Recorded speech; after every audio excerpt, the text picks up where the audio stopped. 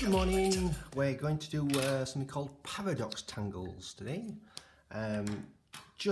We have done this before, but I just want to just go over it so you can experiment. You can do your own shapes. You can play around with them. You can do different patterns, different colours, whichever you want to do.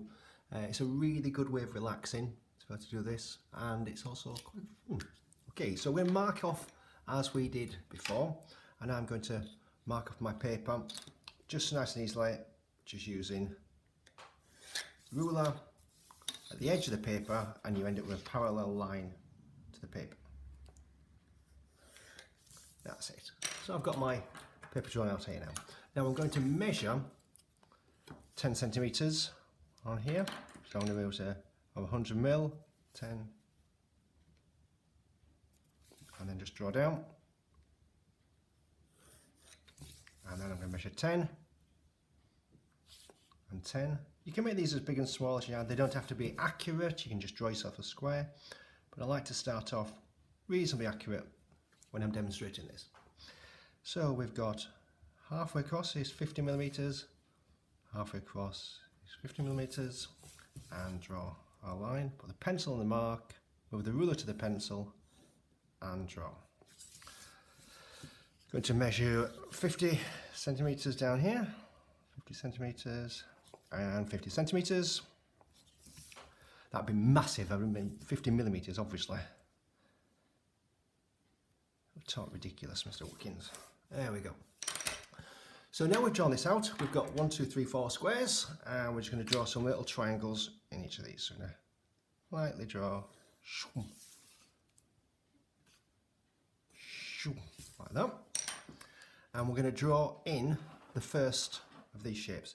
Now, I prefer to use freehand, but if you want to use a ruler, you can do. If you're using a ruler, there's two sides to a ruler. There's this side here that goes flat, and if you're using a pen, that can smudge underneath. So if you turn your ruler over, it leaves a gap underneath. Now you've got to be a bit more accurate with your drawing, and then it doesn't smudge underneath your ruler, so it leaves that little gap under there.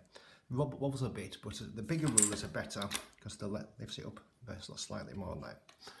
Okay, I'm going to go freehand on this now, just because I prefer to do it that way. And I'm going to stop talking and you can just watch. So I'm going to draw around.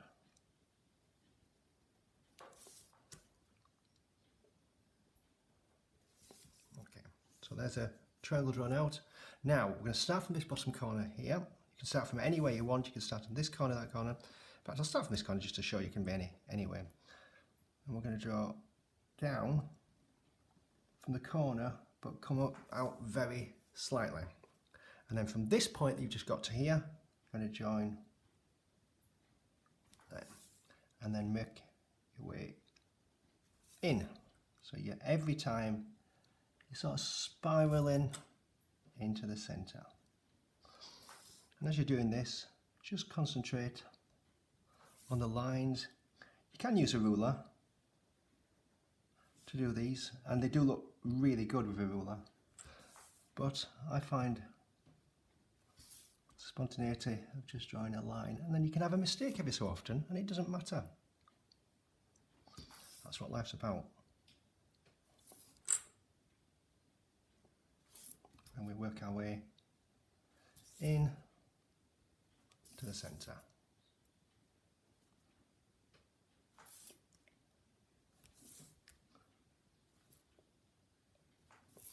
Onto there. You can see we're starting to get the curves building up onto here, and we've not done one curve on here. Now I'm going to do the mirror opposite this time on here, so I'm going to come down from here to here. I'm going to draw this line in first, and then work my way around anti-clockwise this time. So I'm going the opposite direction. And you've got sort of markers this time, so you can keep yourself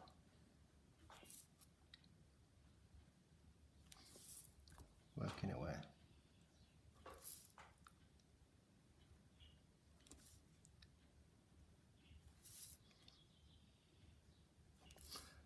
Slowly, you see,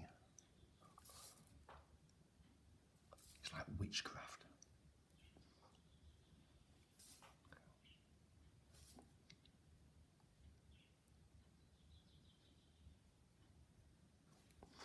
onto there. And you see you built up this lovely shape on here.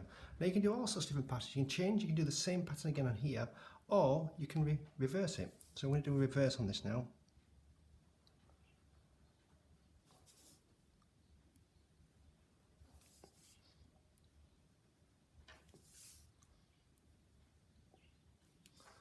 Remember, if you're using ink pens, if you're working this way along, if you're right-handed, if you're left-handed, you're probably better working there, just so you're keeping your hands away and you're not smudging your work. Here.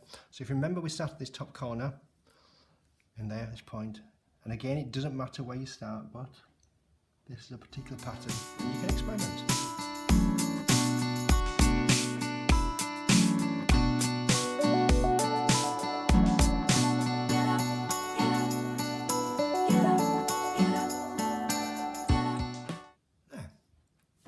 And now I'm going to repeat it up here and along, and I'm just going to keep it going as long as I want to do this. You can obviously make these into a net, and I'll show you how to do some nets later on, and fold that into a box or a bit of shape or anything you want to do.